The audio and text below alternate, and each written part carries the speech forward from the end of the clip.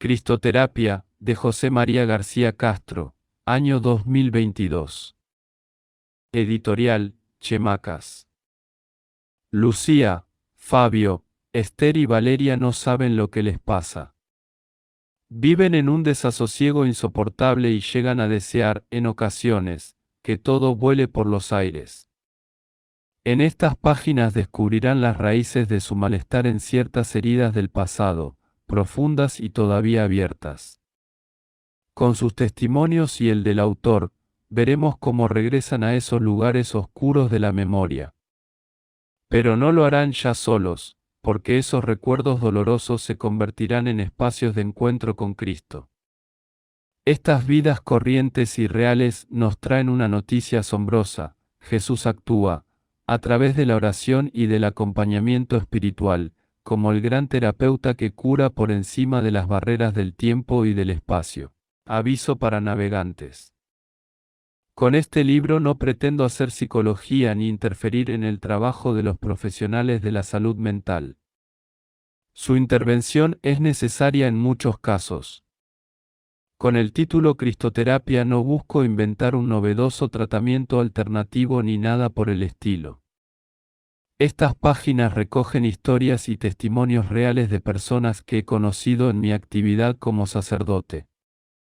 Juntos hemos descubierto una nueva faceta de Cristo, a la que podríamos referirnos como Jesús terapeuta. Porque el Señor sigue curando hoy. Incluso quiere ser bálsamo para nuestras heridas más profundas y sangrantes. Esas que quizá provienen del pasado y estropean nuestra existencia cotidiana. Quisiera que estas páginas te sirvieran para descubrir una manera nueva de compartir tu vida con Él en la oración y en el acompañamiento espiritual. Este último se revela aquí como una experiencia deslumbrante, muy humana, profunda y cristiana. Ven y verás. Venid a mí todos los que estáis cansados y agobiados, y yo os aliviaré. Mateo 11, 28. Mis zapatos verdes. Tengo unos 7 años. Es lunes y estoy en el colegio. Llevo un uniforme, jersey granate, camisa blanca, pantalones grises y zapatos verdes. Sí, has leído bien, zapatos verdes. Supongo que el extraño color de mi calzado se debe a su bajo precio. La economía casera, en este momento, da para lo que da. También llevo una fiambrera en la mano, preparada por mi madre. La dejo en un mueble con otros cientos de tarteras, en un comedor enorme. Cuando me dispongo a ir a clase, un chico mayor, de unos 14 años, se fija en mis zapatos verdes, los señala y empieza a gritar: sapos verdes, ja ja ja, mirad qué sapos verdes tiene. Sus gritos congregan a más chavales. En pocos segundos, todo un grupo me rodea burlándose de mí. Empiezo a llorar de vergüenza y salgo de allí con la cabeza gacha. El día no ha hecho más que comenzar, pero me encantaría volver a casa cuanto antes. Quiero quitarme estos malditos zapatos. Paso toda la jornada escondido e intento que nadie me vea. Sentado en el pupitre, entre clase y clase, doblo las rodillas debajo de la silla todo lo que puedo, por miedo a poner los pies en el suelo. Luego, en el recreo, evito a la gente. Tengo miedo. Siento vergüenza. Tan solo deseo que llegue la hora de que suene el timbre de la última clase. Por fin llego a casa y me pongo a prisa las zapatillas. Pero no digo nada a nadie. No será fácil librarse de estos zapatos. ¿Qué puedo hacer? ¿Qué les diré a mis padres? Porque seguro que no me han podido comprar otros. Pero yo no quiero volver así al cole. Al verme en un callejón sin salida, me angustio. Mi padre tarda en llegar una eternidad. Al fin suena la cerradura de la puerta de casa. Corro. Es él. Extiendo mi brazo, del que cuelgan el par de zapatos, y sin más, me echo a llorar. Mi padre, al principio, no entiende nada, pero enseguida se percata de lo ocurrido y me dice, no te preocupes más. Se acabaron los zapatos verdes. Me abraza y me siento aliviado. Mañana podré ir al cole como uno más, confundido, invisible y seguro, con un par de zapatos negros, como todos. Pero acudiré con algo más. Entonces no me daba cuenta de que se trataba y tardaría varias décadas en descubrirlo. Pasaron los años. Terminé el colegio y después la universidad. Sucedieron muchas cosas que ahora no vienen a cuento. Pero quiero señalar que durante toda mi vida he sentido repulsa ante cualquier comentario sobre mi modo de vestir, incluso cuando las palabras fueran positivas. Este tipo de observaciones siempre me han resultado irritantes e invasivas. Me suelen hacer saltar y, en ocasiones, he respondido de manera amarga o hiriente. Ahora mismo, mientras escribo, pasan por mi cabeza algunas de esas vivencias con sus rostros. Pero no vale la pena recordarlas. La vida continúa y ahora soy sacerdote. Hace unos 5 años advertí que mi existencia estaba todavía marcada por lo ocurrido aquel día. Fue un hallazgo casual. Durante un rato de oración, se me ocurrió preguntarle a Jesús, ¿por qué me molestan tanto este tipo de juicios sobre mi vestimenta? Me vino a la cabeza esa jornada de colegio y me vi colocando de nuevo la fiambrera en una de las estanterías de aquel gran comedor. En mis pies de niño, reaparecieron con horror esos zapatos verdes. La escena, escondida en algún lugar de la memoria, resurgió de golpe con mucha nitidez. Entonces le dije a Jesús, ¿qué puedo hacer con este recuerdo? Para mi sorpresa, caí en la cuenta de que en aquella dependencia escolar, en ese momento, me sentí solo. Como si Jesús no estuviera a mi lado. Dado que Él es Señor del tiempo y del espacio, y todo es presente ante sus ojos, quise imaginármelo en la escena.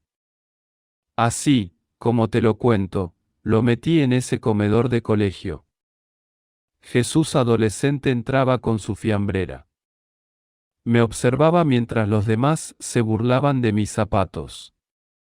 Al mirarle a la cara me doy cuenta, de que él no se ríe. Es más, está triste porque esos chicos me están humillando. Cuando salgo de allí, él me sigue. Me acompaña en silencio caminando hasta la clase por el patio. Tras los primeros pasos, echa su brazo por encima de mi hombro, como hacen los niños cuando son amigos. De repente, sin decir nada, se agacha. Me detengo. Veo cómo se desata uno de sus zapatos y luego el otro hasta quedar descalzo. Luego comienza a soltar los cordones de los míos. Entiendo que quiere que nos los intercambiemos. Alucinante. Yo le dejo hacer. Ahora camino ligero hacia el aula, agradecido, sin lágrimas. Vuelo alegre y libre. Pero mi rato de oración, curiosamente, no terminó ahí.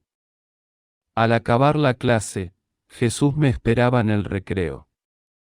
Al reencontrarnos, me invita a jugar a los charcos. Él lleva todavía mis zapatos verdes y chapotea en el agua, que salpica en todas las direcciones, mientras me anima a repetir, croac, croac. Me río. Él se parte de risa conmigo. Varios compañeros de clase, al vernos, se acercan. Cuando me fijo, resulta que todos llevan zapatos verdes. Hace unos pocos meses, me disponía a salir de excursión con otros sacerdotes. Me puse un polo fucsia un tanto llamativo. Uno de mis acompañantes, al verme, comentó sin más, menudo Nicky llevas. De pronto, se activó la máquina de la ira.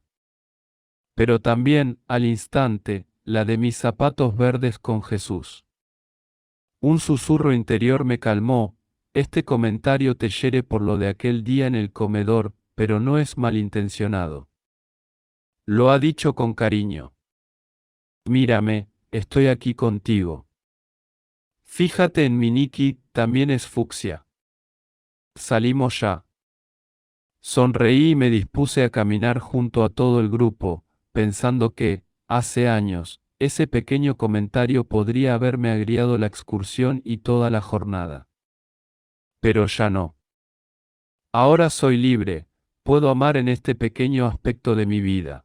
Cualquiera que procure acercarse a los problemas de la gente escucha numerosos dramas íntimos. Muchas personas soportan todavía en el corazón las viejas rosaduras provocadas por sus propios zapatos verdes. Entiéndase. Esos zapatos, en algunos casos, adquieren formas mucho más serias. Mi padre maltrataba a mi madre, en aquella calle abarrotada de gente me perdí y empecé a llorar, de pequeño me atracaron en la calle, un mayor abusó de mí y no sabía nadar y empecé a hundirme, mis padres me abandonaron, mentí para quedarme con aquel dinero, a las 2 semanas de nacer nuestro segundo hijo, perdí a mi marido en un accidente de coche, mi padre nos abandonó cuando yo tenía 7 años, mintieron en aquel juicio y lo perdí todo, nunca acepté a mi hermana gemela, cuando aborté a mi hija no sabía lo que hacía, etc. Algunos de los problemas y dificultades de la vida tienen su raíz en episodios más o menos traumáticos que no hemos sabido digerir. Se trata de vivencias que, al ser rescatadas por la memoria, producen desasosiego o inquietud. No sabemos muy bien qué hacer con ellas.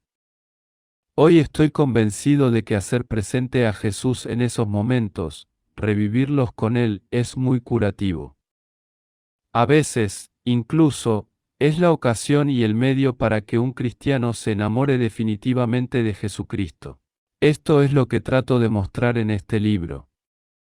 La experiencia de tantos que han sido consolados y aliviados por Cristo y han querido compartir por escrito su testimonio contigo. En el relato observarás que solo hay 4 protagonistas principales, Lucía, Fabio, Valeria y Esther. Por razones evidentes, esos nombres y algunas circunstancias, como la edad, el estado civil e incluso el sexo, han sido modificadas. Además, en cada personaje confluye también alguna experiencia de otras personas, que he decidido anudar en una misma narración para hacer el conjunto más ágil. En cualquier caso, a todos los que han participado con su historia, gracias.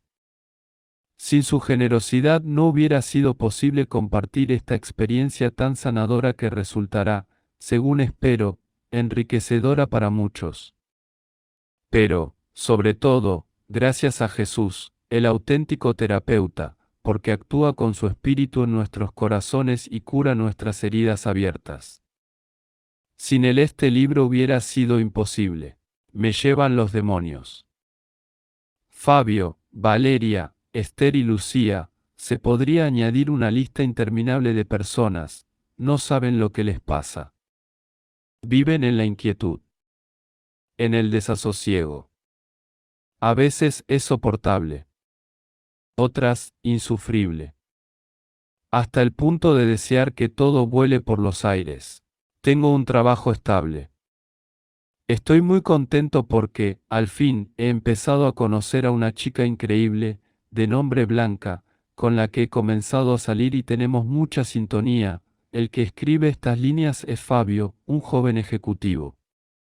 Llevamos más o menos un año de novios, y con los dos bien situados en la vida, la relación pide más. Pero, en cuanto he tomado la decisión de proponer matrimonio a Blanca, he comenzado a sentir una inseguridad y una sensación de ahogo en el pecho insoportables. Es una ansiedad tremenda a la que no encuentro fundamento. Yo quiero mucho a Blanca, anhelo casarme con ella, pero me entran obsesiones y miedos en la cabeza. Siento un agobio de verdad muy molesto. Fabio es incapaz de dar el paso para comprometerse en el matrimonio. Algo del todo irracional y desconocido se activa, incluso en su cuerpo, hasta bloquearlo por completo. Para protegerse de ese desvarío, se despierta en él el deseo de buscar otras compañeras de camino, que ahora le resultan siempre más agradables que Blanca.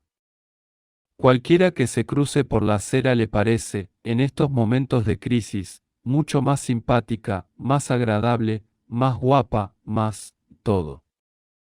Blanca, esa mujer maravillosa y buena, tan cariñosa y atractiva como siempre había soñado, se le hace de repente antipática, desagradable, fea.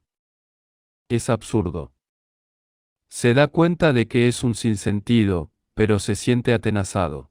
Se trata de algo muy oscuro, que le conecta con unos dragones interiores, hasta ahora desconocidos, que habitan agazapados en el fondo de su corazón. Lo manifiesta a veces con la clásica expresión castellana, me llevan los demonios.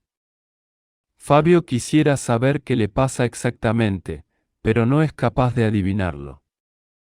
No sabe por dónde le da el aire. Piensa que alguna relación ha de tener con el compromiso matrimonial, pues, en las últimas semanas, le ha sucedido cada vez que ha tomado la decisión de declararse a Blanca. Por mucho que quiera, no consigue hacerlo. Esther siempre ha intentado ser generosa con Dios y con los demás. Optó hace tiempo por no casarse para colaborar con total disponibilidad en la acción evangelizadora de un movimiento eclesial. Durante años ha vivido con alegría su vocación. Pero allí donde antes encontraba relaciones luminosas solo halla ahora desafecto y una desoladora sensación de vacío y frialdad. En especial, ese sentimiento se intensifica y se torna en tirria ante las personas que ejercen la autoridad moral dentro del grupo. La desconfianza crece como una bola cada vez más grande. Ya se le hace insufrible todo. No es la primera vez que padece esta desorientación, pero ahora le parece que está empezando a tocar fondo. Desde que ha entrado en la treintena, las mismas realidades que le habían permitido volar hacia Dios, libre como una paloma, se han convertido en una mochila de peso insoportable. Parece que no ha sucedido nada en especial. Todo ha sido progresivo e invisible. Lo más curioso es que su inteligencia le dice que todo está bien, pero no así sus emociones. Como si razón y sentimientos estuvieran en lucha. Se nota empujada hacia la rabia, el rencor y la tristeza. Ya nada fluye como antes y empieza a considerar la posibilidad de desistir de sus proyectos iniciales para empezar otra vida desde cero. Esther, al igual que Fabio, tampoco sabe lo que le pasa, pero asegura que esto no está funcionando. En otro orden de cosas, algo parecido le sucede a Valeria. Esta madre de familia numerosa parece una mujer muy sociable. Pero su sonrisa de lujo, siempre a punto, esconde unas inseguridades tremendas. Se ve incapaz de hacer sola casi cualquier cosa. Últimamente necesita refugiarse en una de sus hijas medianas hasta para ir a hacer la compra. Sin ella se siente indefensa en medio de la calle. Las reuniones propias de la vida social le suponen un martirio o una especie de reto inabordable. Recuerda, por ejemplo, la sensación de pánico que la embargó en una cafetería cuando tuvo que esperar siquiera un ratito a que llegase una amiga. Sentía una vergüenza irracional solo de pensar que alguien pudiera mirarla. Esos 5 minutos se convirtieron en una eternidad infernal. Dios no me quiere. Lo que les pasa a Esther, Fabio o Valeria no son sucesos extraños ni poco habituales. Muchas personas viven, en mayor o menor grado, atrapadas por experiencias semejantes. Esos episodios suelen ir acompañados de dos agravantes. El primero, ya apuntado, consiste en que uno no sabe por dónde le está dando el aire. No tiene ni idea de por qué le pasa lo que le pasa, lo que genera todavía más abatimiento y desesperanza. El segundo es que este tipo de vivencias suelen ir a más con el paso de los años y se contagian a otras esferas de la vida. A estos dos agravantes habría que añadir un tercero más profundo y doloroso. Hace referencia a la relación con Dios. Cuando uno se ve zarandeado por este desasosiego, experimenta soledad. A veces incluso un abandono devastador. Como si Dios, Jesús, estuviera fuera de estos ámbitos existenciales. Estas vivencias, por supuesto, son compatibles con estilos de vida cristianos. Pueden darse en una persona que mantiene durante años diversas prácticas de piedad más o menos intensas. Dichas prácticas quizá incluyen oración y comunión frecuentes, lecturas espirituales, participación en adoraciones, horas santas y actividades solidarias. Sin embargo, no es extraño que esos ejercicios piadosos vayan también unidos a una sigilosa tristeza espiritual, a una falta de contento profundo. En definitiva, a una ausencia de Dios. Es posible, aunque parezca mentira, que esas personas lleguen a enunciar una frase tremenda, que congela el alma de quien la escucha y la pronuncia: es que a mi Dios no me quiere. Estas palabras te pueden dejar totalmente desarmado y sin argumento. Sobre todo cuando se pronuncian con una sinceridad arrolladora y una desesperanza que parece estar tejida de lustros o décadas. En estos casos, hay que reconocerlo, es muy difícil decir nada que anime o consuele. Si el interlocutor sucumbe a la tentación de añadir alguna frase hecha del tipo, que no, confía, que Dios te ama, que Jesús está enamorado de ti, lo único que quizá consiga es multiplicar en ese momento la sensación de vacío y desconfianza en Dios. Porque, en efecto, después de haberla escuchado una vez más sin experimentar nada, la persona se reafirma en esa triste verdad, que en realidad es un embuste sembrado por el paciente padre de la mentira: Dios no me ama. Así lo relata Lucía, profesora de universidad y madre de familia. Desde muy pequeña me enseñaron a rezar y me repetían la frase: Jesús te quiere mucho y por lo tanto tú tienes que quererle también mucho. En mi fuero interno siempre pensé que a mí me quería menos, bastante menos. Por supuesto, verbalizaba todas las oraciones y también el dichoso: te quiero mucho Jesús, gracias por quererme, pero no me lo creía porque, en realidad, no me sentía amada por nadie. Siéntelo. Quizá hayas notado alguna sacudida al leer esas palabras de Lucía. Al contrario de lo que se podría pensar, Lucía es lo que suele considerarse una buena cristiana: misa frecuente, oración, rezo del rosario. La gente dice maravillas de ella: es una madre ejemplar y muy buena esposa. Todo el mundo la valora mucho en su trabajo como profesora de universidad. Lucía es un psicópata y sonrisa permanente. Es incapaz de pronunciar una palabra muy sencilla y breve: no. Ese monosílabo genera una tensión que a ella le hace sentirse muy mal consigo misma. Porque tiene la necesidad de ver siempre a su alrededor rostros amables y afirmativos. El más mínimo gesto despectivo le resulta insoportable. Hay un contraste enorme entre la idea que los demás tienen de ella y cómo se ve a sí misma. Se percibe como absolutamente inadecuada. Si le haces un comentario elogioso, se produce una situación divertida, porque le entra la risa, como si ese cumplido lo hubiera dicho un payaso. Cuando utiliza adjetivos y sustantivos para definirse, todos se quedan cortos: no valgo para nada, soy una inútil, mala madre, hago lo que debo hacer y ya está. Como ya habrás sospechado, Lucía vive agotada. Es incapaz de decir basta. Y una cosa más, se siente culpable. ¿De qué? Pues de todo, por todo, hasta de existir y haber nacido. Como has leído antes en las breves líneas de su carta, Lucía no se siente amada por Jesús. La afirmación, Dios te ama, es para ella una especie de eslogan hueco de obligado pensamiento. Llega al punto de sentirse un poco herida cuando escucha frases de ese estilo. Ella experimenta con frecuencia una serie de emociones asociadas a un sentimiento devastador de culpa. Cualquier acontecimiento nimio puede servir de detonante. Por ejemplo, un simple mandato del jefe de departamento de su facultad puede recibirlo como una reprimenda.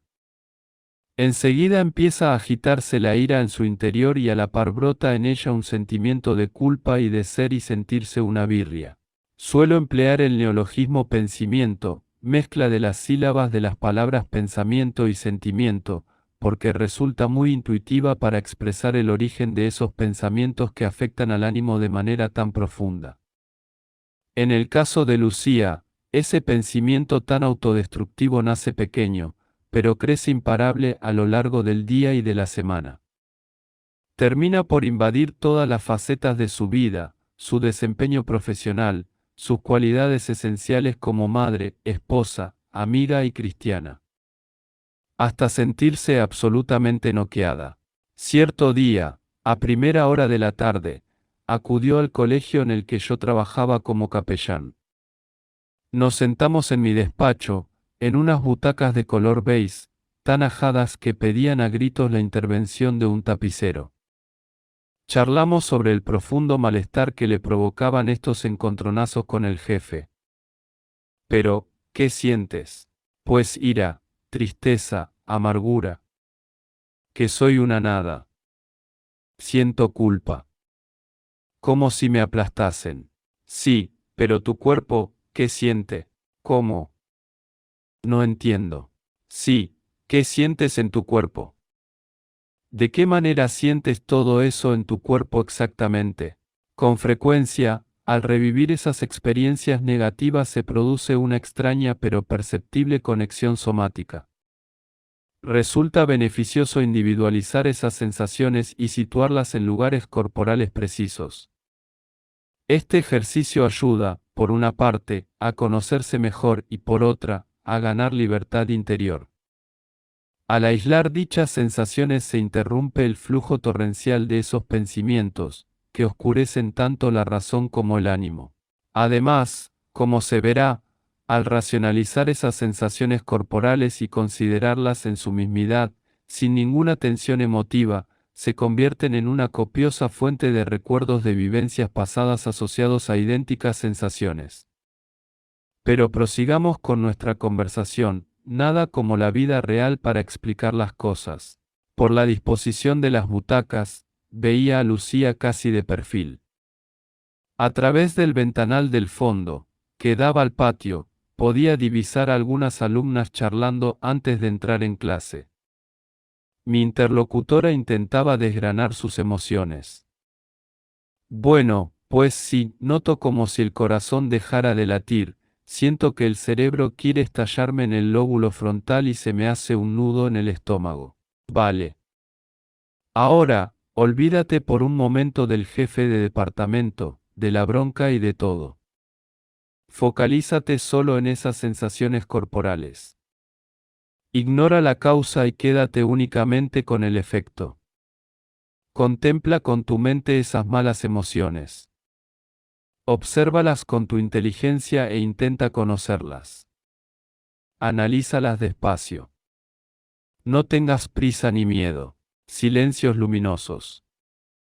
Por lo general, cuando una conversación ha llegado a este punto es necesario dejar silencio. Vivimos en una cultura en la que el silencio entre dos personas que conversan suele resultar incómodo. Sin embargo, a veces son mucho más elocuentes esos intervalos mudos que nuestras palabras. Esta suele ser una de esas situaciones en las que es conveniente prolongar el silencio. No más de lo necesario. Pero tampoco menos.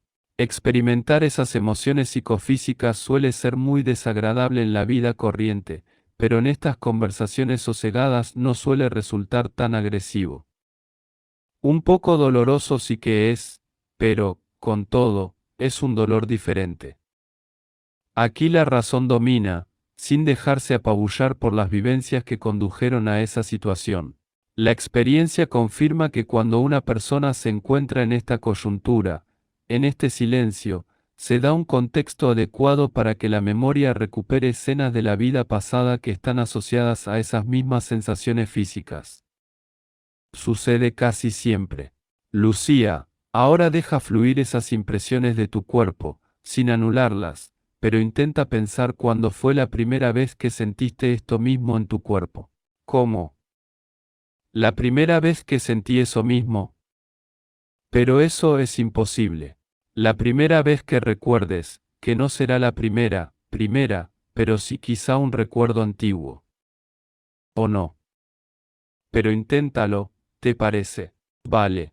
Quizá te vengan a la cabeza recuerdos del colegio, del hogar, del lugar donde hacías deporte.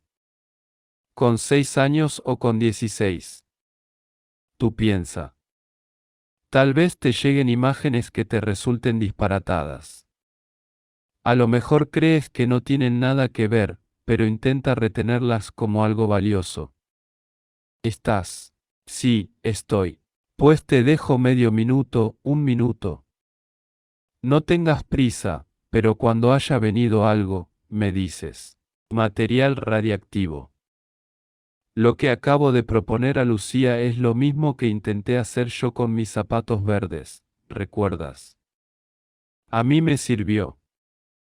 Según he podido comprobar, casi siempre funciona. A veces, se despiertan recuerdos de la infancia que estaban un poco enterrados.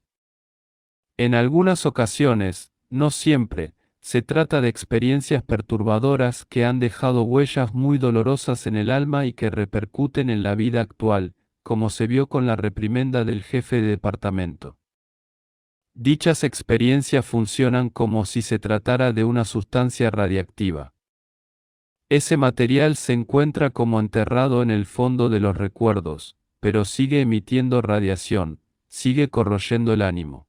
Para el tiempo cronológico, se puede decir que esas vivencias son algo pasado. Por el contrario, desde la perspectiva del tiempo psicológico, se confirma que están en presente continuo. Más actuales incluso que el hecho de que ahora está lloviendo. En estas circunstancias no se cumple ese refrán español que dice que agua pasada no mueve molino. Porque vaya si lo mueve. A veces, hasta sacarlo de quicio. Llegados a este punto, quizá procede una advertencia en el camino. No es infrecuente que, en el contexto de conversaciones espirituales, cuando las personas abren confiada su intimidad, hagan referencia a recuerdos en apariencia nimios del pasado. O no tan nimios. En bastantes ocasiones, esos recuerdos son narrados de manera dramática, como si acabaran de suceder ahora mismo. Se puede llegar al punto de que ese hombre o esa mujer empiecen a llorar o gimotear, casi como si tuvieran la misma edad en la que ocurrió el acontecimiento. A veces cambia hasta la tonalidad de la voz, que se torna más infantil. Uno puede quedarse perplejo cuando escucha una confidencia de este estilo por primera vez. La escena quizás llegue a resultar incómoda, por no saber afrontar la situación. Hay personas que se sienten superadas al escuchar el llanto infantil de un adulto. Para terminar con el malestar y concluir ese momento dramático, solemos recurrir a sentencias de este estilo: bueno, ya está. Ya lo has contado, ya te has aliviado y ahora toca mirar hacia el futuro. Pienso que este tipo de consejos solo son un señuelo de consuelo, cuando no un desatino. Estas recetas cierran el discurso pero no lo resuelven. No ayudan nada. Como si un médico se conformara siempre con escuchar los síntomas sin procurar después remedio alguno. Esta bienintencionada invitación al olvido del pasado traumático contiene una mentira y un imposible.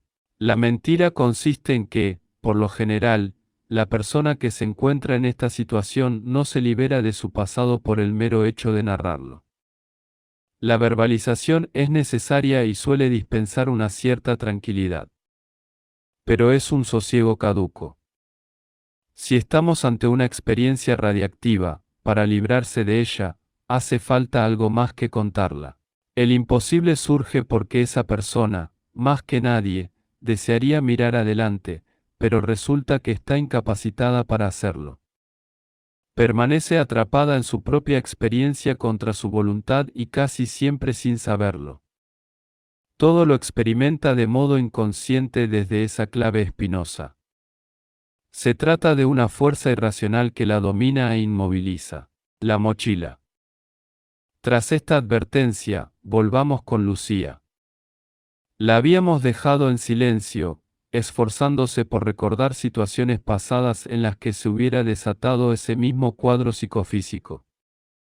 Cuando Lucía no entornaba los ojos, su mirada se perdía hacia el frente. Entre ella y el infinito se interponían solo la estantería grande con libros y una descolorida reproducción de la Virgen de la Rosa de Rafael. En ella, San Juanito juega con la Sagrada Familia al completo. Por cierto, durante ese tiempo de silencio quizá no haya nada mejor, por parte del que escucha, que invocar al Espíritu Santo para que actúe en la memoria de esa persona. Se le puede implorar que amanezcan en ella los recuerdos más adecuados para su sanación interior. Es decir, que encuentre sus propios zapatos verdes. Ya está. ¿Te ha venido algún recuerdo significativo? Uf, sí. Bueno, uno de ellos no es propiamente un recuerdo. ¿Quieres contarlo, compartirlo? Sí, aunque es doloroso. No es un recuerdo. Es algo que me han contado y que hace referencia a cuando mi madre estaba embarazada de mí. Ella sufrió una enfermedad grave durante el periodo de gestación. Dadas las circunstancias, resultó inesperado e inexplicable que pudiera concebir y dar a luz a una niña sana como yo. Le habían diagnosticado un cáncer por el que falleció al poco de nacer yo. De hecho, no tengo ningún recuerdo de ella, más allá de las historias que me han ido contando. No sé. Esto se me ha venido y me parece que no tiene nada que ver, pero se me ha venido. Hacía mucho que no pensaba en ello. Y lo otro, ¿quieres ponerle palabras? Sí, tenía 6 años. Estaba, por circunstancias de la vida, interna en un colegio. Quizá mi padre viudo se vio desbordado en ese momento. Me veo como una niña tímida, callada, soñadora y muy buena, la verdad. Todavía hoy, no entiendo el ensañamiento psicológico que sufrí en ese lugar a manos de personas supuestamente buenas. Pero puedo decir que a los 5 años se rompió el cristal y perdí la inocencia. Conocí, quizá demasiado pronto, la maldad humana. En ese internado no recibía ningún elogio de nadie, todo lo hacía mal. Todos diciéndome continuamente que soy una basura, que yo no sirvo para nada. Duré ahí muy poco tiempo, la verdad, pero puedo decir que esta experiencia dejó una marca muy oscura en lo más profundo de mi corazón. Es como si ahora mismo la estuviera sintiendo. Estremece escuchar este tipo de testimonios. Una persona se abre y te muestra la herida más profunda de su interior. Queda a la vista la desnudez de un alma que tiene frío y un corazón desarrapado. Si las lágrimas tuvieran colores, yo diría que las que Lucía lloraba cuando relataba este testimonio eran negras. Las lágrimas negras no purifican ni consuelan. Son desesperanzadoras, solitarias. Como si manaran de un pozo profundo y oscuro. Escuecen como sal en la herida. Solo desentierran las raíces del sufrimiento y las exponen a los ojos y a los oídos de alguien que, eso sí, ha sabido comprender y amar con su escucha. Pero lamentablemente no curan del todo. He visto otras lágrimas que se dirían blancas. Porque resultan purificadoras, portadoras de amor y esperanza. Son luminosas y agradecidas. Traen sufrimiento, desde luego, pero de otra manera. Se me antojan semejantes a las que lloró Cristo en el huerto de los olivos o frente a la tumba de Lázaro. El que asiste como espectador a las lágrimas negras debería portar el deseo de ayudar a esa persona a convertirlas en lágrimas blancas. Parece imposible. De hecho, lo es para nosotros. Pero para Dios no hay nada imposible. En realidad, en esto consiste la cristoterapia, convertir las lágrimas negras en lágrimas blancas. Cuando he sido testigo de esas lágrimas negras he notado que me encontraba frente a frente con el foco de infección, con ese material radiactivo que es el posible origen biográfico de muchas de las alergias emocionales que se desatan ante los pequeños sucesos de la vida ordinaria. Esas experiencias primitivas quizás son causa directa de tantos malestares, disgustos, angustias, tristezas, enfados y pánicos de la vida presente. Lucía empezó a intuirlo durante esta conversación. Lucía, ¿sientes que esas dos experiencias, y quizá otras que no has recordado todavía, están relacionadas con lo que antes me has contado que te sucedió con el jefe de departamento? ¿Que el principio radical viene a ser el mismo? Pues, la verdad, nunca lo había relacionado de esta manera, pero me parece que sí bastante. Es como si la niña de 5 años que llora y se siente culpable fuera la misma que se encuentra delante del jefe de departamento. Bueno, no solo delante del jefe de departamento. Ahora me doy cuenta de que es como si esa niña estuviera llorando en mi corazón habitualmente. Parece mentira, pero ahora me veo más pequeña incluso que la menor de mis hijas. No tengo demasiados conocimientos de psicología. No quiero inmiscuirme en esa ciencia y mi formación es, antes que nada, filosófica y teológica. Desconozco los mecanismos por los que esto sucede.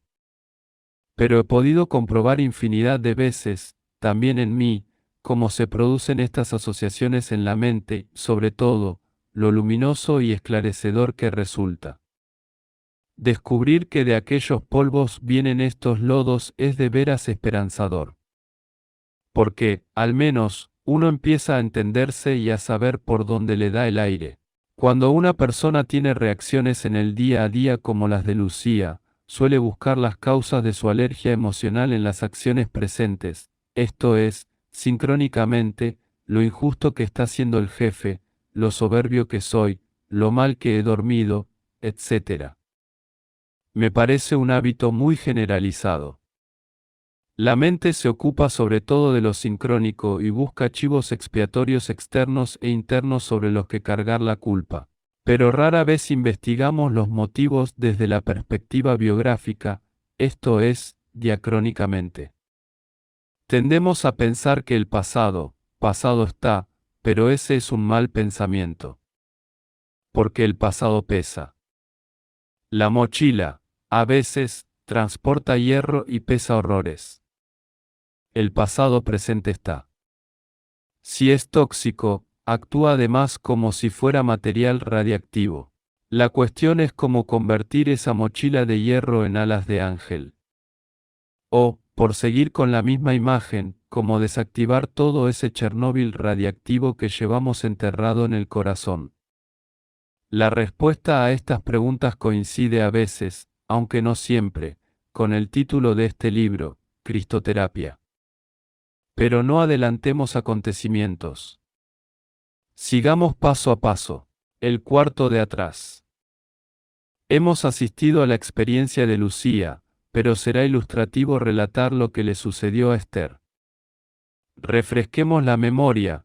Esther es esa joven que siguió una vocación de entrega y que tiene dificultades.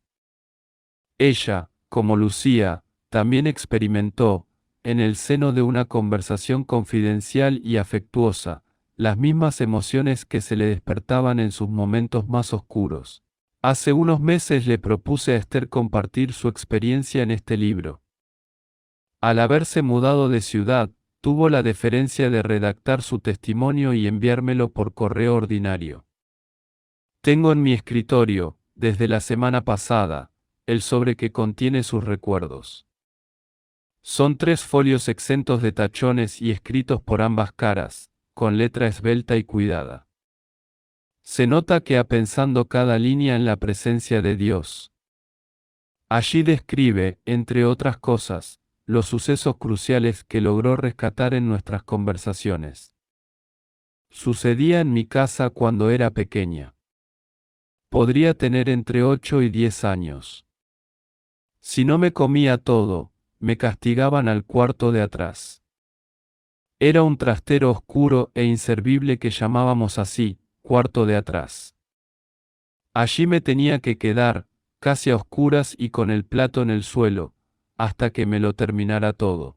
Casi siempre era mi madre la que me agarraba del brazo, me pegaba un grito y me decía que ahí me quedaba hasta que terminase.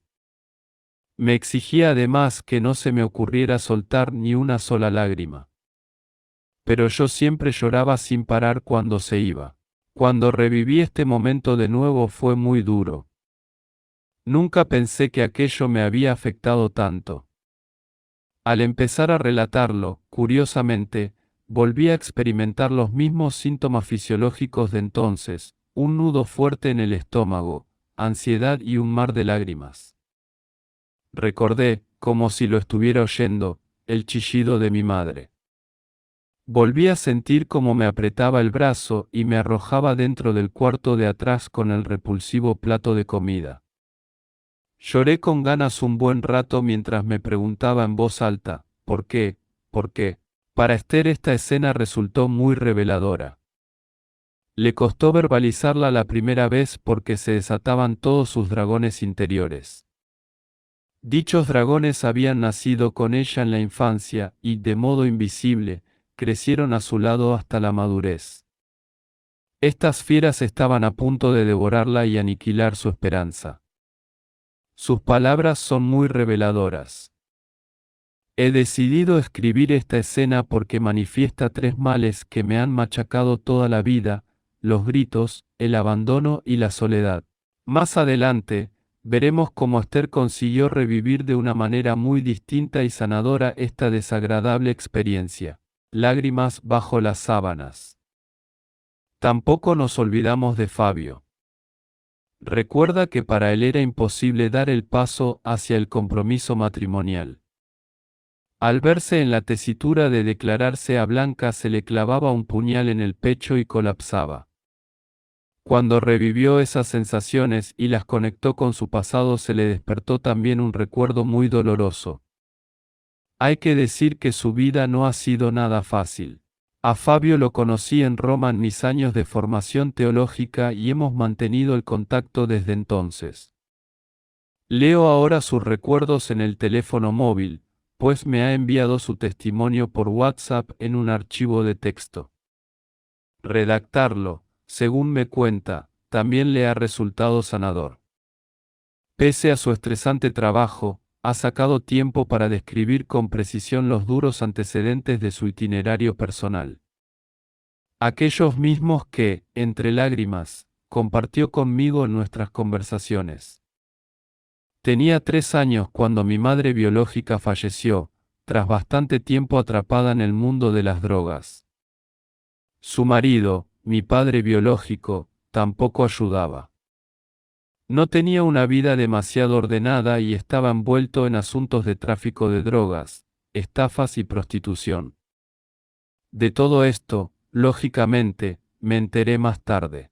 No guardo demasiado en la memoria de mi primera infancia, pero los recuerdos que tengo de mi madre biológica son buenos, jugaba con ella y me sentía querido. De mi padre no conservo tan buenas impresiones y, por lo general, estaba más ausente. En casa reinaba un clima un tanto sombrío y eran frecuentes las discusiones. Mi tía me contó que un día, siendo yo muy pequeño, entró en casa y me vio abrazado a la pierna de mi madre que se encontraba tirada en el suelo, inconsciente, a causa de una sobredosis. Ella me cogió y me llevó directo al hospital. Al ser tan pequeño, yo no entendía mucho de lo que pasaba a mi alrededor. Desde los 3 años viví con mis tíos. Cuando cumplí 5, en una de las visitas que tenía con mi padre, él decidió llevarme el fin de semana completo. No era nada habitual, pues solían tratarse de visitas de un solo día. Aunque a regañadientes, mis tíos tuvieron que aceptar. En realidad, no fue un fin de semana, pues estuve desaparecido varios meses. Mi padre me llevó a un país extranjero, con sus hermanos. Tras regresar a España, mi padre biológico me llevó a un pueblo donde viví con él varias semanas.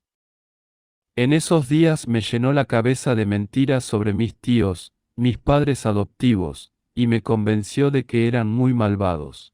Cierto día, mi padre desapareció dejándome solo en casa. Alguien desconocido para mí me llevó a un orfanato, en el que estuve un par de días. La policía me localizó y me devolvió a casa de mis padres adoptivos, mis tíos. Cuando los vi, mi primera reacción fue gritar y llorar. Pensaba que eran malos, pues aún tenía la cabeza llena de los embustes que me había contado mi padre. Tras ese episodio, y con mi padre biológico en busca y captura, acabaría en la cárcel, comenzó un proceso de adopción muy difícil por parte de mis tíos, pues desde ese momento yo pertenecía a una institución del Estado. Fabio también fue invitado a despertar un recuerdo de su pasado a partir de las sensaciones que quedaban en su cuerpo cuando se planteaba declararse a Blanca. Experimentaba una fuerte presión en el pecho, pero también sensación de ahogo, de no tener aire en los pulmones. Notaba además como si algo constriñera su cuello y no le permitiera expresar nada. En ese contexto, se le reavivó el siguiente recuerdo.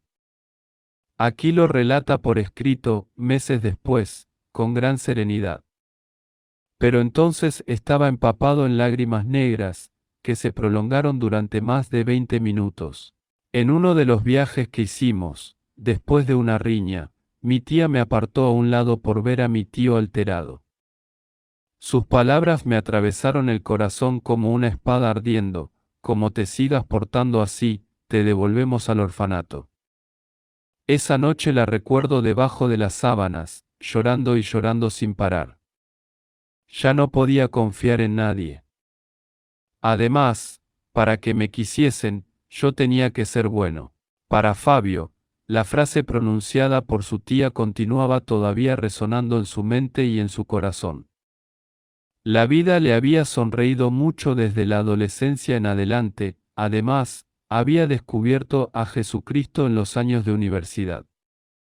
Aún así, el sentimiento de abandono se convirtió en la sustancia de su ser, como una definición de sí mismo.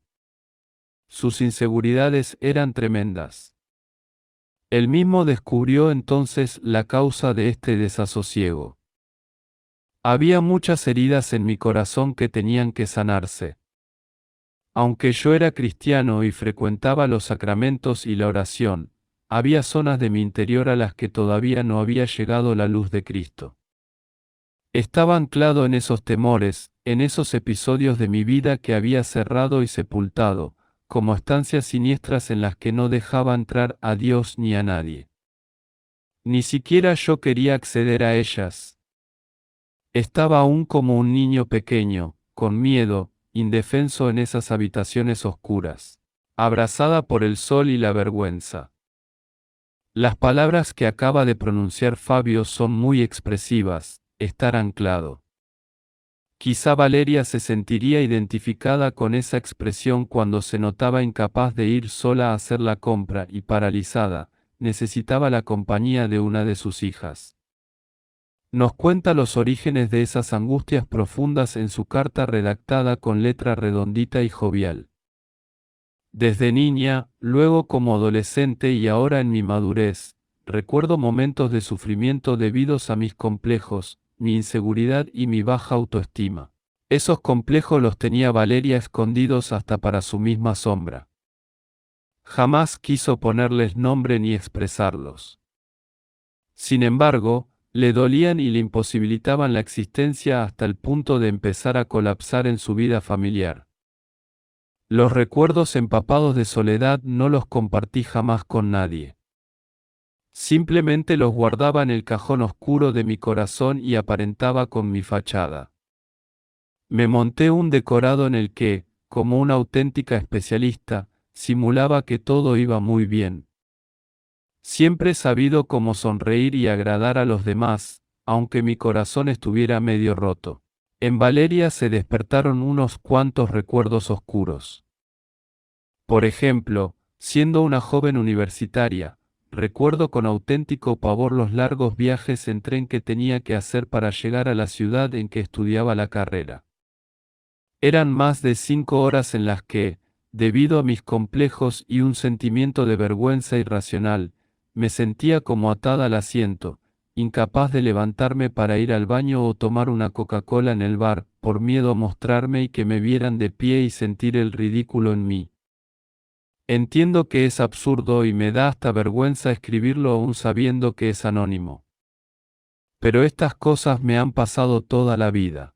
También recuerdo aquel día, tendría unos 14 o 15 años, en que me quedé sola en la piscina, tomando el sol. Mis amigas se habían ido a algún lugar. Tardaban mucho en regresar y yo me sentía como encadenada al suelo, incapaz de levantarme. El sol me estaba abrazando la piel y me la quemó, pero es que yo era incapaz de irme de allí ante la vista de las demás personas que estaban en la piscina. Incapaz, atada por un miedo irracional a hacer el ridículo y sintiendo como la piel se me abrazaba. Qué absurdo es, pero de qué manera me han condicionado estas manifestaciones a lo largo de toda mi vida como hija, amiga, esposa y madre, y también en mi vida espiritual. Con un sentido de culpa excesivo ante cosas que la cabeza me decía que eran nimias pero que mis sentimientos agitaban como un huracán. Pero, ¿qué es lo que ha pasado exactamente para que Valeria sea capaz de escribir con libertad y serenidad las palabras de esta carta? Ella misma nos ofrece una pista del camino de sanación interior que vivió. Ahora resulta muy sencillo expresar todo lo que estoy escribiendo, aunque he pasado horrores hasta llegar a esta simplicidad. Pero puedo asegurar que todo cambia radicalmente. Sí. Ahora Jesús pone luz, ahora me acompaña y me comprende. Hace que todo sea distinto. Ya no tengo miedo.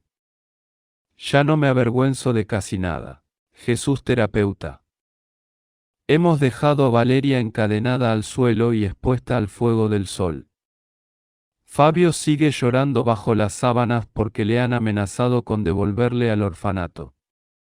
Esther, por su parte, está castigada en el cuarto de atrás con el plato en el suelo. Lucía se siente abandonada en ese internado e imagina el cáncer de su madre cuando ella fue concebida. Antes de proseguir, debemos señalar que todas estas escenas, absolutamente todas, tienen una nota común. Soledad. Se pueden superponer la vergüenza, la angustia o el pánico.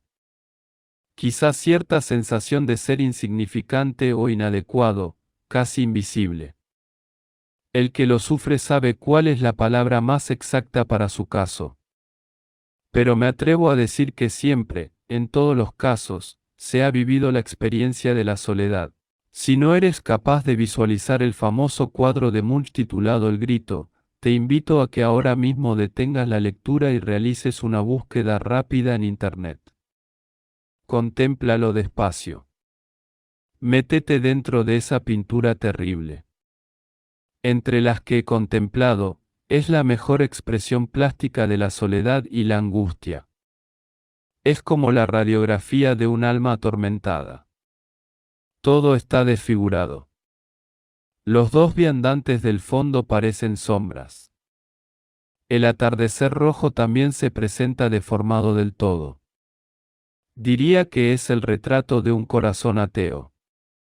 Si lo prefieres, de un corazón carente de toda esperanza. Si estuviéramos charlando en privado, quizá te haría la siguiente pregunta: ¿tienes la sensación de formar parte de esa imagen? O, mejor, se podría decir que ese cuadro está oculto en alguna habitación escondida de tu corazón. No digo que ocupe tu corazón entero, solo alguna habitación de él, grande o pequeña. Pues bien, puede resultar sorprendente, pero todas las personas que aparecen en este relato respondieron con una afirmación a esa pregunta. En este mundo vemos y sentimos a Dios de manera muy confusa. Como a través de un espejo, diría San Pablo. Somos incapaces de vivir todas nuestras experiencias en comunión perfecta con el Creador. Pero en esas vivencias de nuestra infancia que nos causaron desasosiego solemos ir más allá. Llegamos a borrar todo resquicio de lo divino. Por eso la escena misma nos provoca terror, desasosiego, pánico o tristeza. Como sucede en el grito de Munch. Un niño, por lo general, no tiene la suficiente madurez espiritual como para interpretar desde Jesús todo lo que le sucede. Cuando se rieron de mí en el comedor del colegio, a causa de mis zapatos verdes, yo solo pude llorar por dentro lágrimas negras. Lágrimas desesperadas. Lágrimas solitarias. Lágrimas ateas. Confieso que suena dura esa expresión, lágrimas ateas.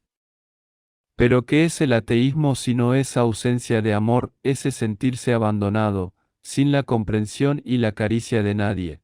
Aparece en el Evangelio de San Juan una mujer que se ha hecho famosa por llorar y que ha dado lugar a una expresión popular, llorar como una Magdalena. Habrás adivinado ya que se trata de María, aquella mujer de la que Jesús expulsó 7 demonios. María Magdalena ha ido al sepulcro para embalsamar a su amado Jesús y su cadáver no aparece. Está sin su Jesús, sin Dios, sola. Piensa que se lo han llevado. Es muy fácil imaginar su llanto desconsolado cuando hablaba con el hortelano y le reclamaba su cuerpo, dime dónde lo has puesto.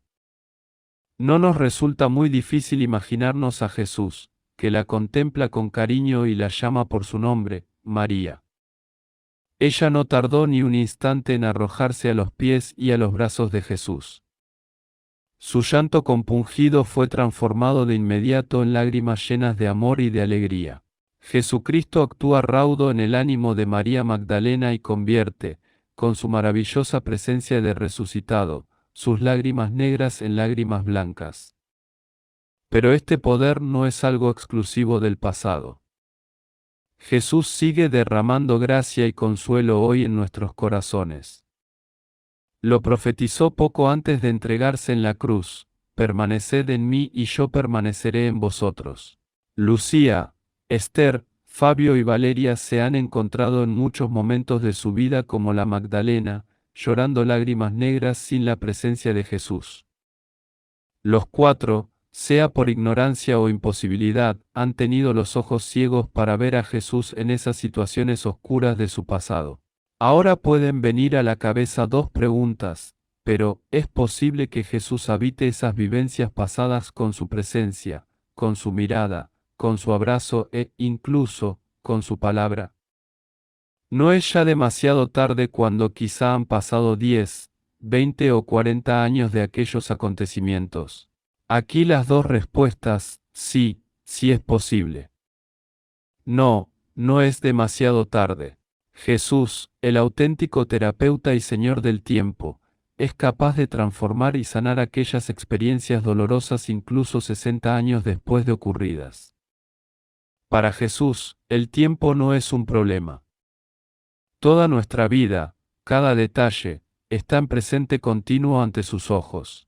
Del mismo modo que acercamos al rostro de Cristo, en oración, a las personas que tratamos para que les dé gracia, o le pedimos sobre cualquier asunto propio o ajeno, también podemos presentarle nuestro pasado, reviviéndolo con la imaginación, para que Él nos enseñe la verdad que entonces estaba oculta a nuestros ojos.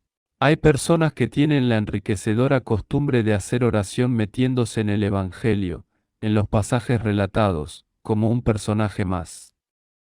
La cristoterapia consiste, tan solo, en sacar a Jesús de los relatos evangélicos y meterlo como un personaje más en nuestro pasado, en nuestra biografía.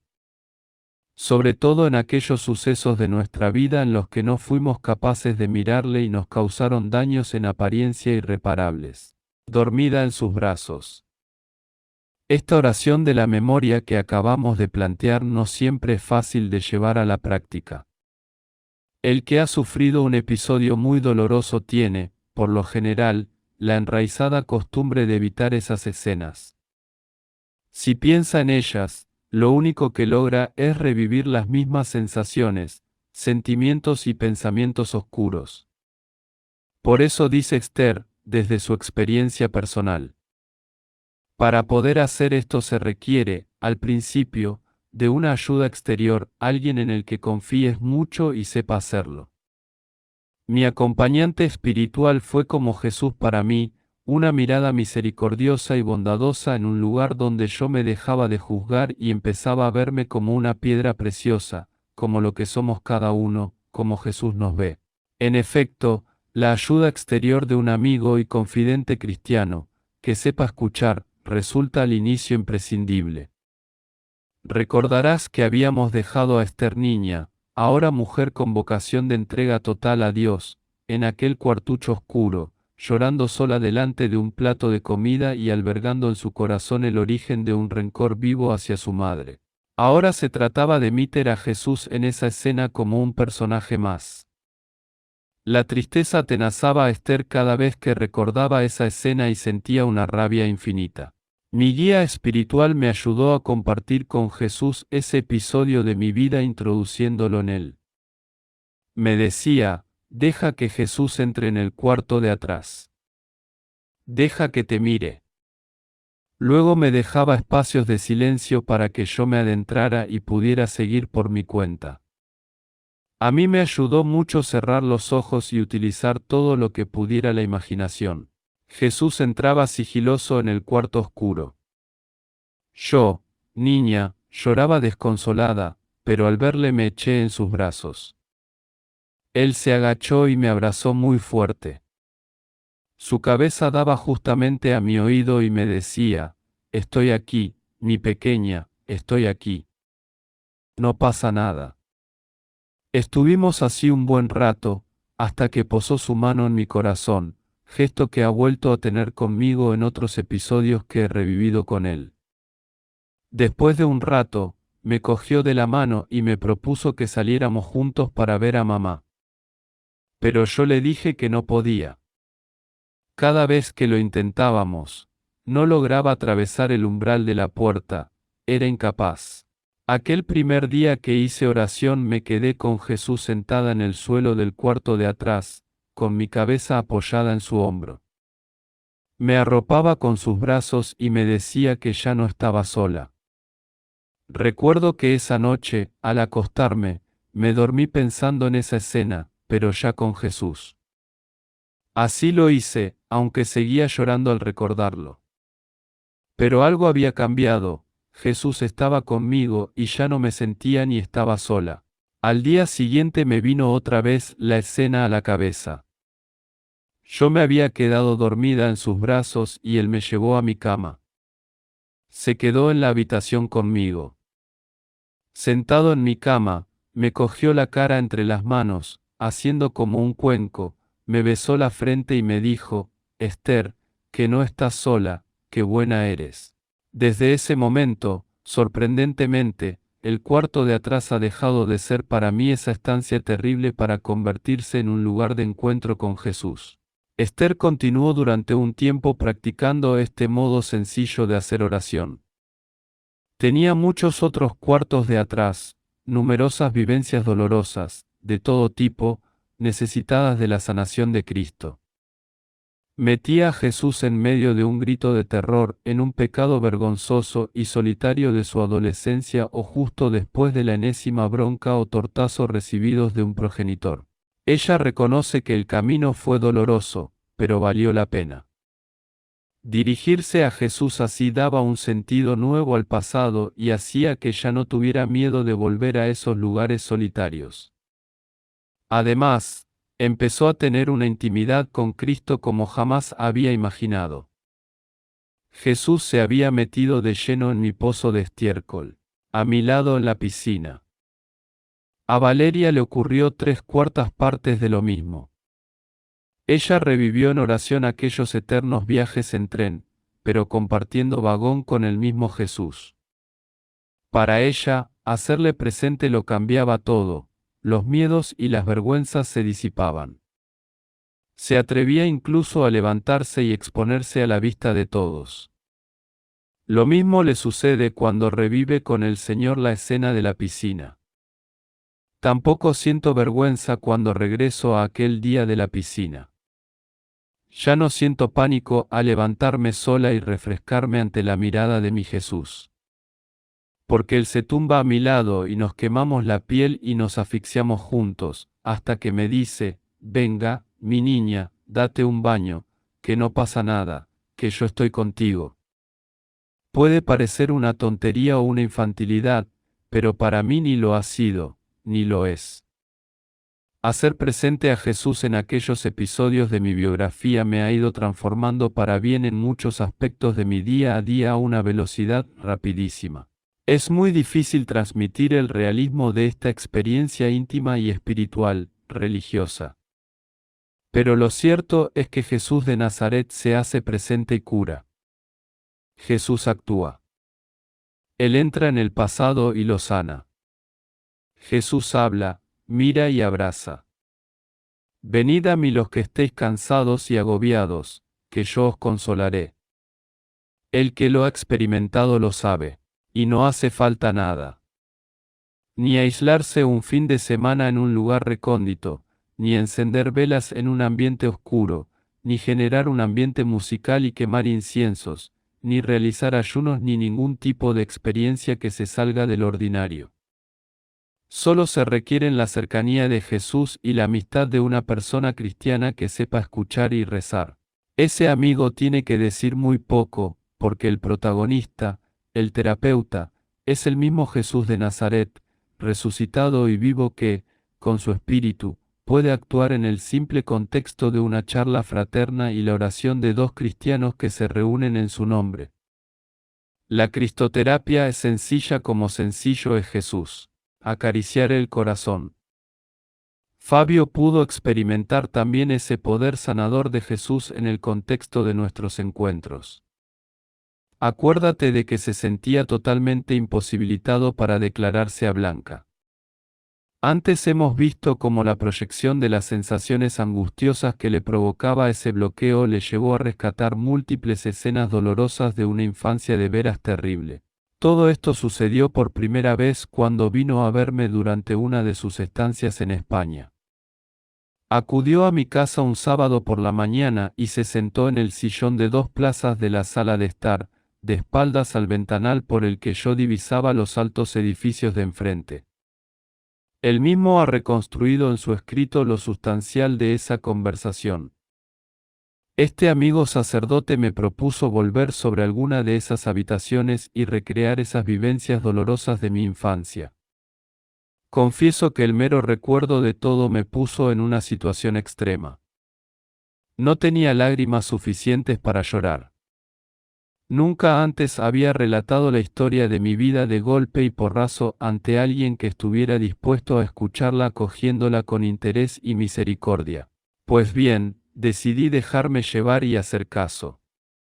Cerré los ojos, porque así me encontraba más cómodo, y volví a esas escenas, recreándolas, viviéndolas de nuevo, angustiado, llorando, las mentiras de mi padre biológico, los enfados constantes de mis padres y aquella frase de Marras, demoledora y lapidaria, como no te portes bien, te devolvemos al orfanato.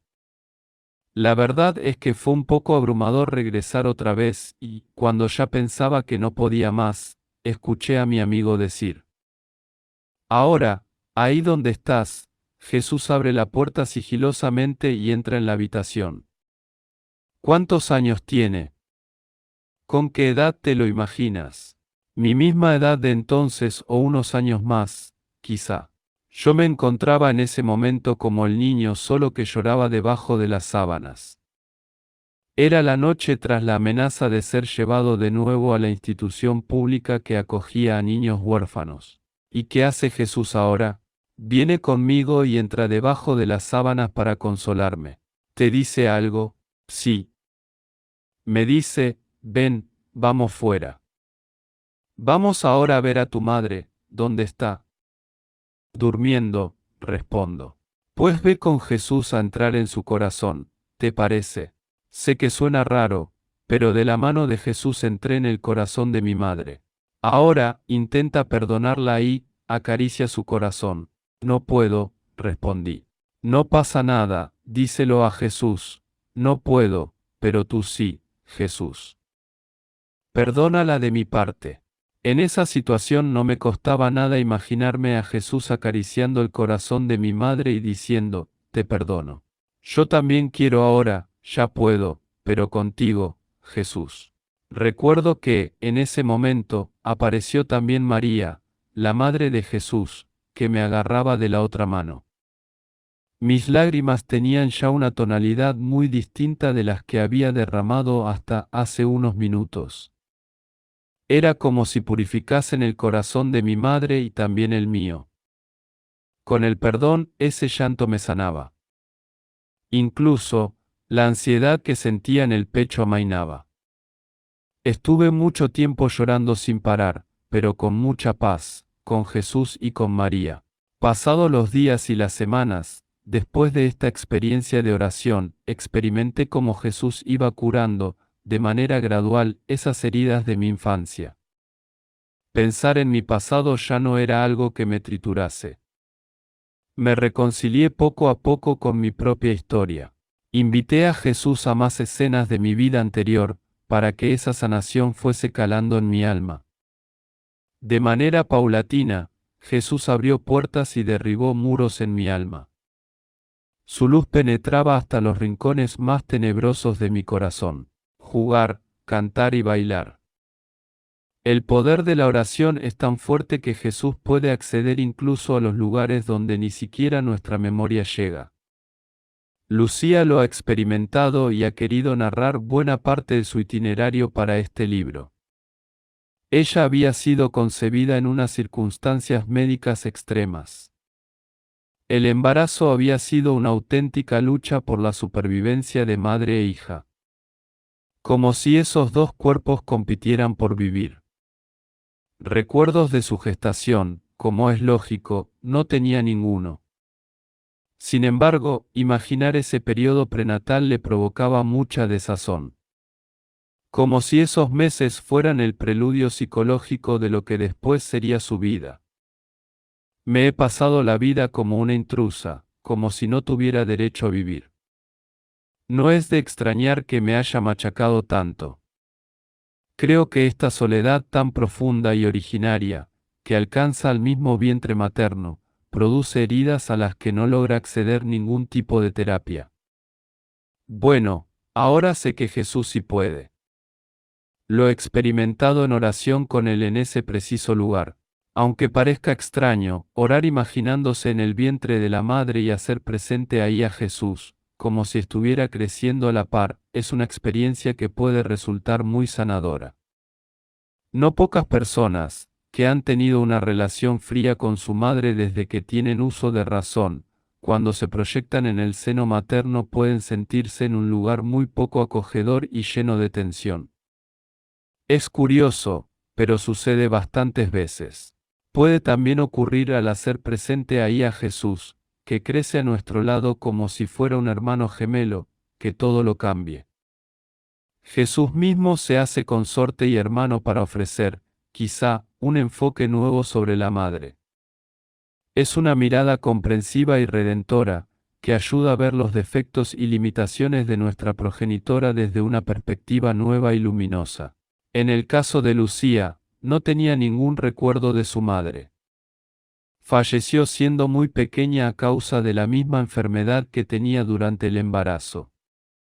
A pesar de todo, Lucía era incapaz de experimentar paz y sosiego cuando se proyectaba, con su imaginación, en el vientre de su madre enferma. Pero hacer presente a Jesús en ese lugar tan único, el útero materno, fue profundamente sanador. Mi madre estaba muy enferma y tomaba muchísima medicación. Imaginarme en el interior de su vientre era considerarme como una carga para ella. No va a poder y no voy a poder, era la frase que se me venía a la cabeza. Experimentaba una soledad absoluta y me consideraba a mí misma un lastre insoportable. Aunque parezca extraño, en medio de la conversación se me invitó a que hiciera presente a Jesús ahí, en el vientre de mi madre. Como si estuviera creciendo conmigo. Lo visualicé con facilidad y fue como si Jesús me diera fuerza, paz y seguridad. Sentí que había un plan, un proyecto que iba a acabar bien. Yo no era una intrusa, porque estaba en mi hogar y en él habitaba también Jesús. Poner a Jesús en el vientre de mi madre, conmigo, fue como tener permiso para tomar la vida. Porque no podía apropiarme de la vida de mi madre, enferma y sin fuerzas, pero sí tomar la vida de Jesús. Con él sí puedo empezar a vivir. Para Lucía también fue una experiencia espiritual y afectiva muy intensa revivir desde la perspectiva de Jesús los meses pasados en aquel internado, cuando era muy pequeña. Se le había grabado un momento en que se había sentido desacreditada y humillada en público por una de las personas que tenían autoridad. Recordaba ese colegio como un lugar donde jamás había recibido la aprobación de nadie por nada. Era como una inútil que no hacía nunca nada bien, además de objeto habitual de risas. Ella siempre sonreía en público y lloraba en la habitación.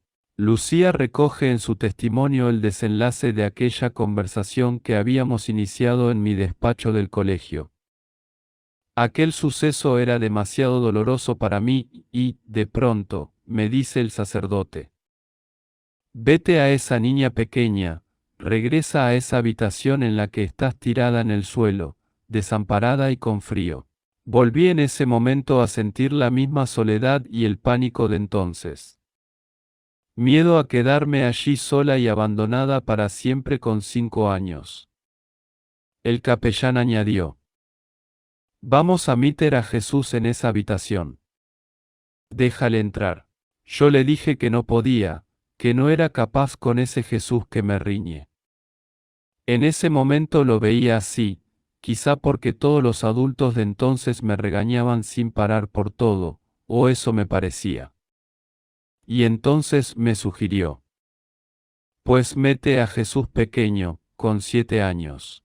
A ese Jesús sí pude dejarle entrar en la habitación. Pasó, se acercó a mí y me miró con cariño. Me sonrió. Ese Jesús niño me invitó a jugar, cantamos canciones, bailamos. Por primera vez en mi vida sentí la luz de Jesucristo. En aquella enfermería había luz. Fue una experiencia tan brutal que hasta ahora no había podido hablar de ella. Porque Jesús estaba allí. En realidad, ya estaba desde siempre, pero yo no había sabido verlo. Una mujer nueva. Cuando preguntamos a Esther qué ha significado para ella introducir a Jesús en esas escenas de su vida, no tarda ni un segundo en responder. Ser una mujer nueva. Ser una cristiana nueva. Recordarás que Esther estaba en una situación vital crítica, como ella misma relata. Durante ese tiempo la explosión iba en aumento, tenía una nube constante en la cabeza, desasosiego al levantarme, tristeza y lloros, soledad y un sinfín de síntomas similares a los de una persona que pudiera padecer una depresión. No sé ni cómo me levantaba cada mañana. Dormía muy mal y la tristeza me invadía. Tenía pavor a estar sola y a quedarme frente a mis propios pensamientos. Experimentaba mucho miedo por todo, en especial por el futuro, qué me pasaría, qué sucedería con mi vocación. No tenía claro quién era yo ni a qué tipo de juego estaba dedicando mi vida. Pero la cristoterapia, esto es, hacer presente a Jesús en todas sus experiencias oscuras, que no eran pocas, resultó sanadora. En mi caso, Jesús está ahora tan presente en el pasado, que dicho pasado se ha convertido en una puerta para que Jesús entre en mi presente, como la verdad más viva y fuerte que hay en mi vida. Quizá estarás pensando que estos cambios tan extremos no son reales. Que los milagros no existen. Bueno, los milagros sí existen. Es cierto que rara vez se produce una sanación del corazón casi instantánea y definitiva.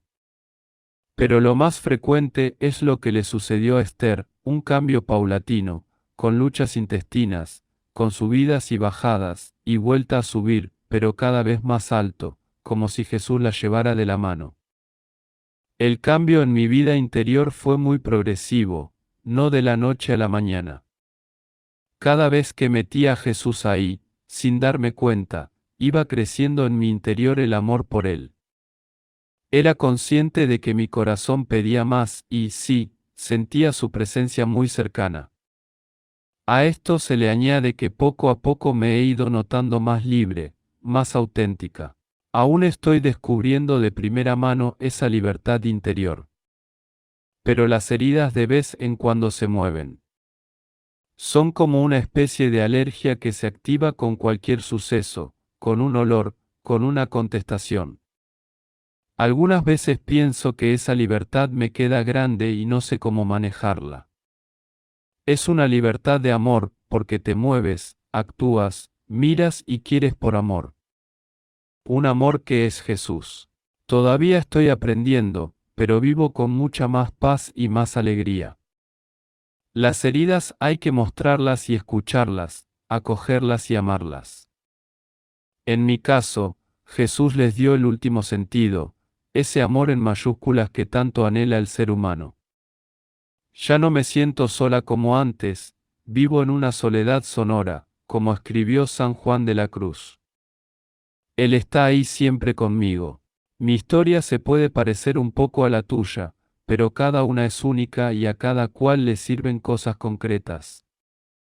Seas quien seas, tengas las heridas que tengas, con el pasado o el presente más dolorosos que nadie pueda imaginar, no olvides que te espera una vida feliz y llena de amor.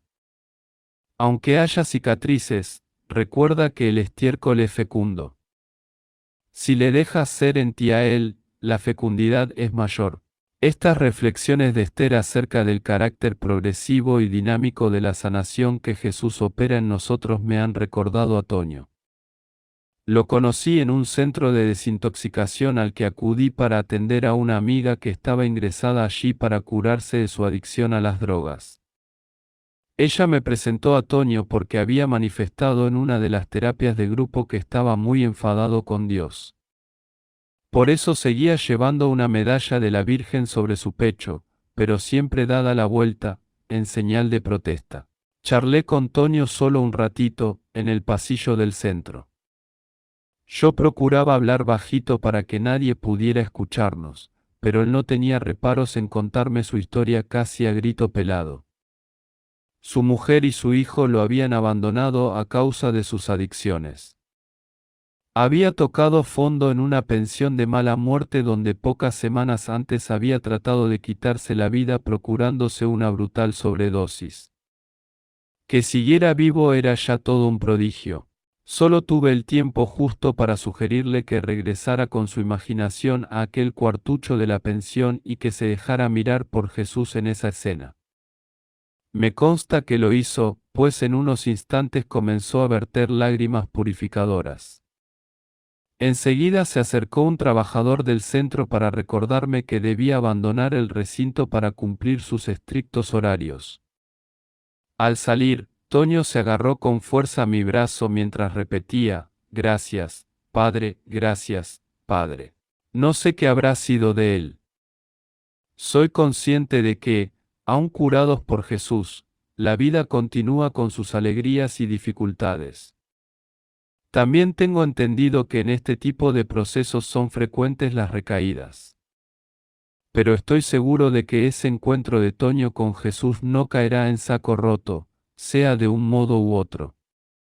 Le he perdido la pista e ignoro si ha reconstruido o no su vida. Solo sé, por mi amiga, que desde entonces Toño luce su medalla con el rostro de María bien visible para todos. Luz novedosa. Hay en la terapia de Jesús algo sorprendente y del todo imprevisible, donde abundó el pecado, la desolación o la tristeza sobreabundan la gracia y la alegría. A Lucía jamás se le había pasado por la cabeza que el sentimiento básico de su vida pudiera ser el agradecimiento. Vivía como alma en pena. De hecho, se arrepentía de estar viva. Solo la presencia de sus hijos la animaba a no quitarse de en medio. Su existencia, desde el nacimiento en adelante, era algo de lo que solo se avergonzaba. Sin embargo, Jesús transforma ese pasado, que pesa como una mochila de hierro, en alas de ángel. Lo que era malo se convierte en bueno. Uno acaba por sentirse dichosísimo incluso por haber vivido aquellas malas experiencias.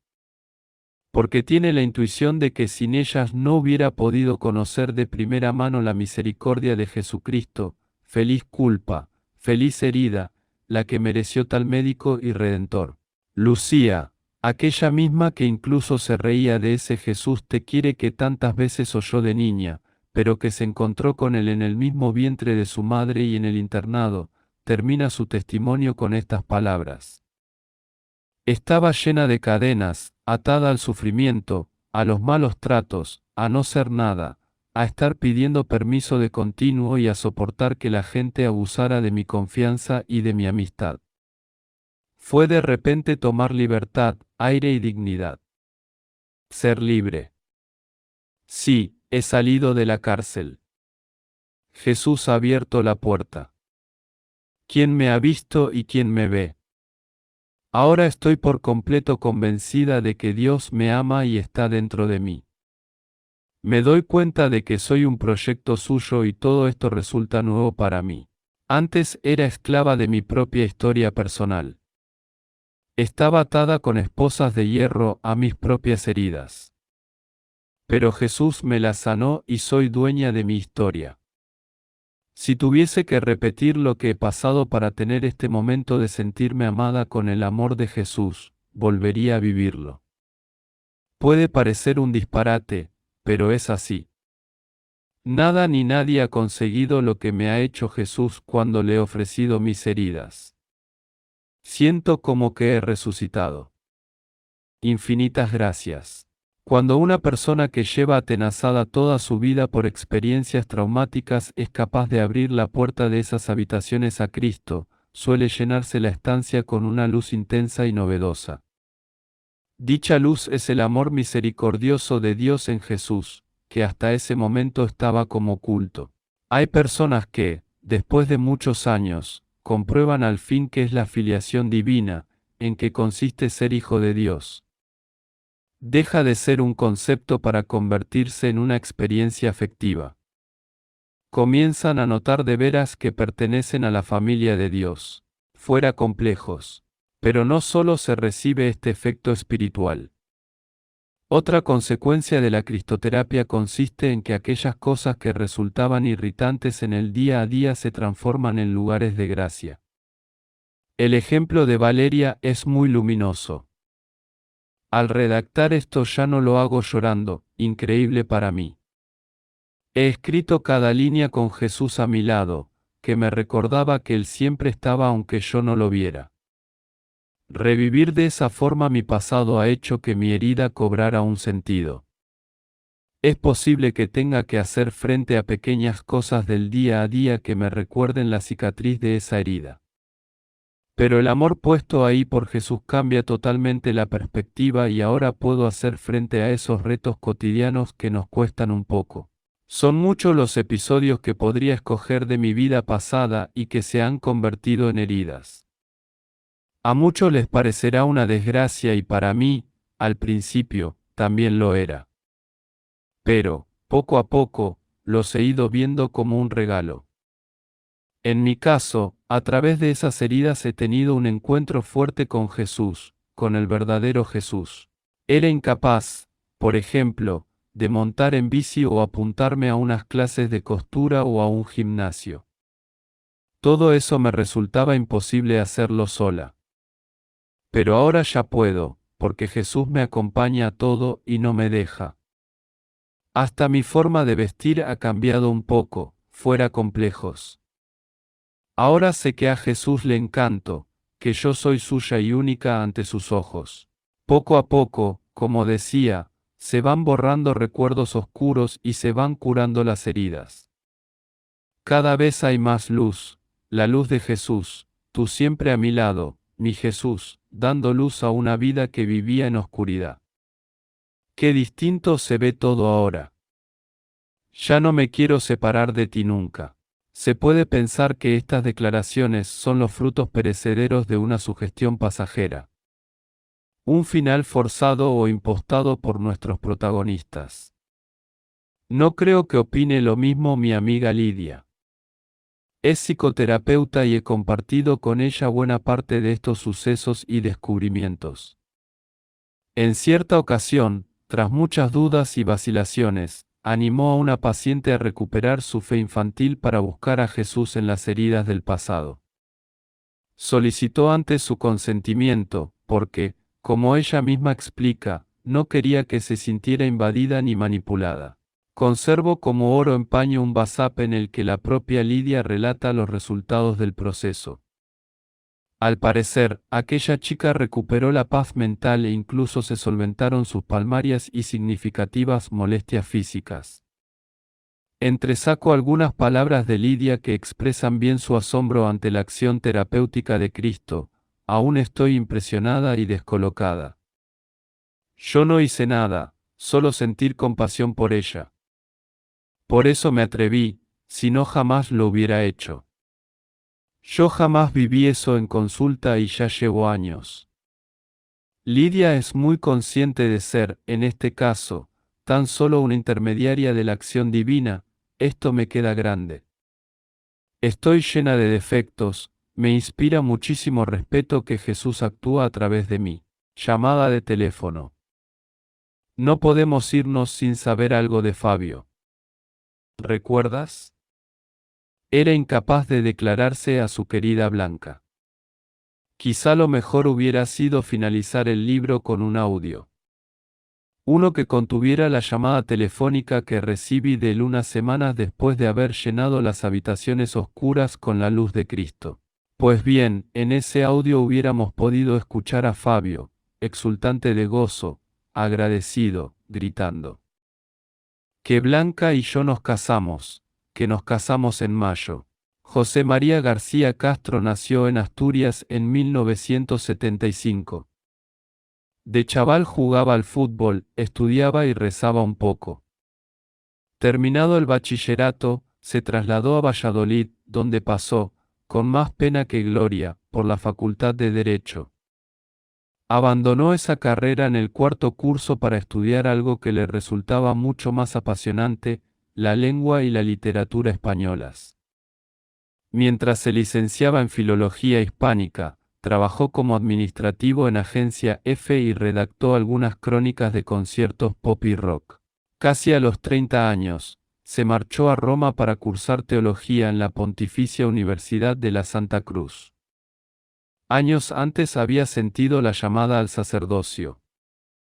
Completó sus estudios eclesiásticos en Pamplona, donde se licenció en filosofía y escribió una tesis, que publicaría poco después, sobre la filosofía poética de Antonio Machado, Ciruela. En 2012 recibió la ordenación sacerdotal. En estos años ha tenido la suerte y la alegría de conversar con muchas personas de muy diversa condición. Fruto de algunos de esos coloquios amistosos surge este pequeño libro. Si quieres contactar con él, puedes escribirle a jmgc1975@gmail.com.